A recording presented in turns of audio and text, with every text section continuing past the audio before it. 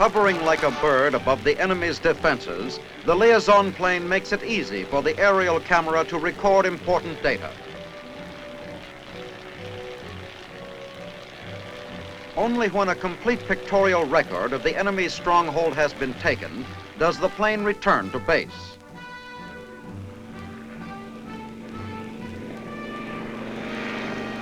Its valuable cargo of film is dumped right into the hands of a forward mobile laboratory, where it is quickly processed and printed.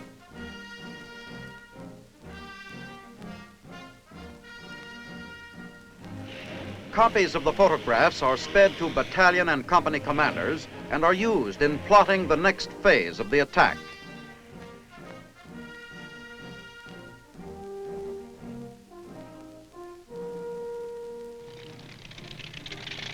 Light planes have their place too on administrative level, and in the rugged country of Korea have replaced the jeep as transportation for commanders and their staffs visiting the different elements of their command.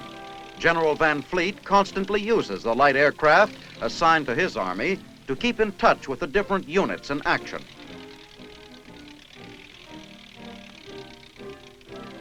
The single-engine planes act as couriers and messengers behind the lines carrying mail and cargo. They can lay wire for the signal corps. And when an airstrip isn't available, can land on a strand of wire. To all branches of the Army, the puddle jumpers have proved their role in combat.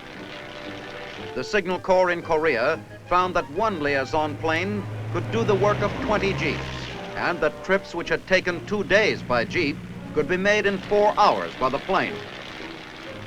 Signal Corps planes survey communication lines and run a drop and pick-up messenger service. Inspection of damage from the air by the Engineer Corps makes it possible for the ground forces to be kept rolling.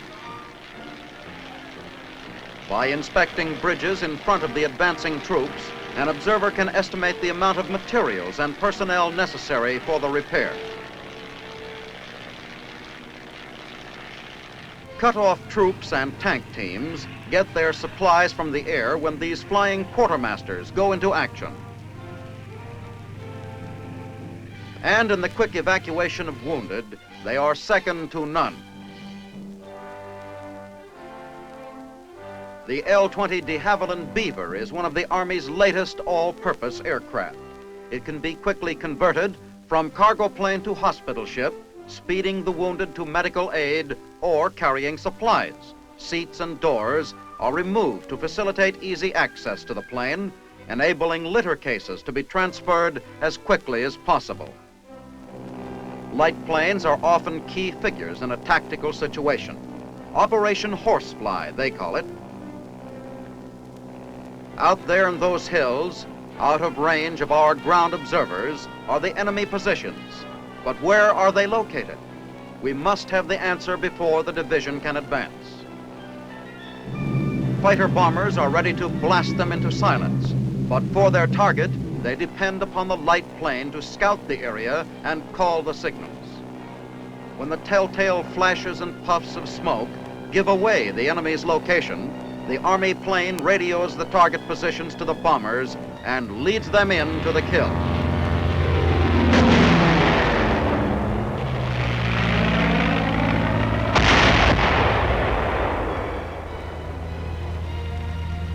Operation Horsefly is a success.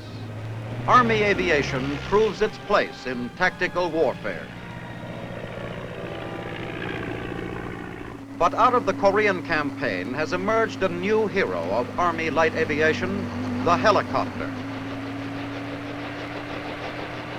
Chopping its way over mountain and river and hurdling barriers which hold up ground vehicles, the combat whirlybirds have earned a place in the heart of the tired infantryman and a place in the history of our great Army.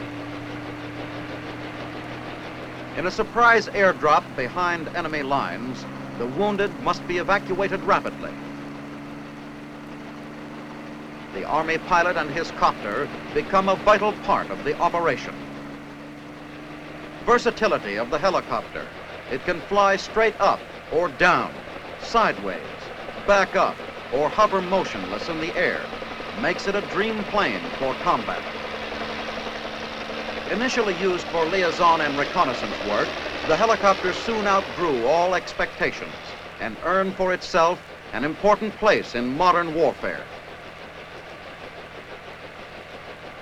By adding litter carriers to its fuselage, it becomes a flying ambulance, able to evacuate wounded men from locations heretofore considered inaccessible to aircraft.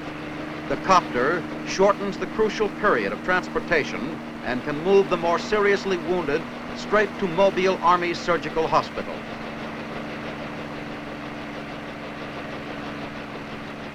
General Matthew B. Ridgway said of them, "It is difficult to estimate the number of United Nations servicemen who owe their lives today to the gallant work of helicopter crews and to the dependability of these machines in our operations in Korea. Hundreds of gravely wounded men owe their lives to these pilots and machines."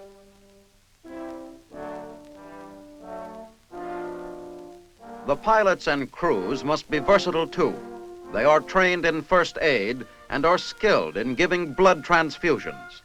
Frequently, the copter shuttles whole blood to the front, and a quickly administered transfusion by a crewman can mean life to a dying soldier.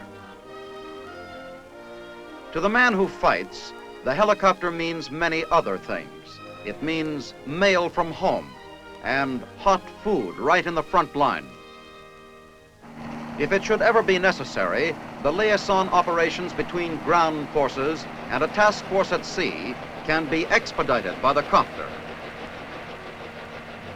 Wounded soldiers can be transferred to a hospital ship already at sea, and their journey back continued smoothly. Emergencies in combat, big and small, find the helicopter providing the answer. They are used on rescue missions. An engineer is saved from a washed-out bridge. And they pick up fighter pilots who crash at sea and deposit them on the deck of a carrier.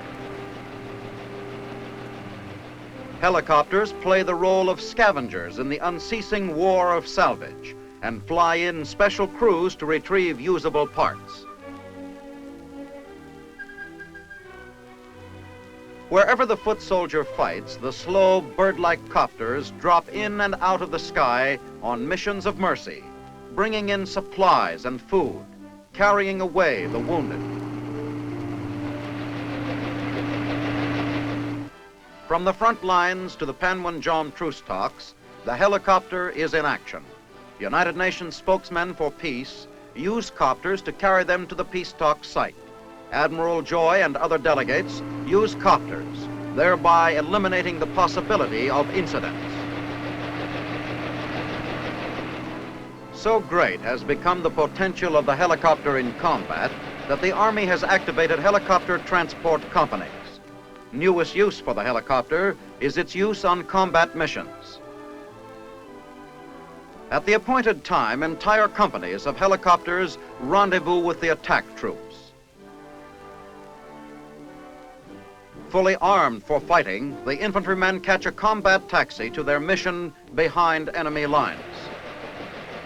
Surmounting roadblocks, landmines, enemy pillboxes, and Mother Nature's natural barriers, the copters carry the troops to the designated landing zone. So great is the versatility of the helicopter that a regiment of troops can easily be landed on an inaccessible mountaintop. The initial shock landing must be completed quickly. A shore party slides down ropes as the copters hover over the ground and the men clear a landing zone for the main body.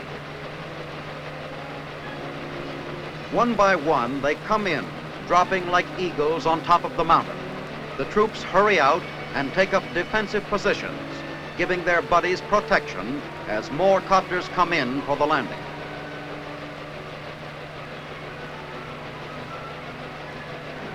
A shuttle system starts as the copters land, unload, and return to their base for another trip.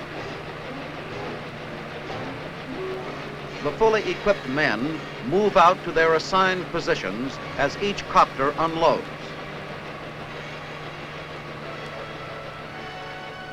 Patrols are sent out, outposts are set up, and machine guns stand guard over the natural avenues of enemy approach.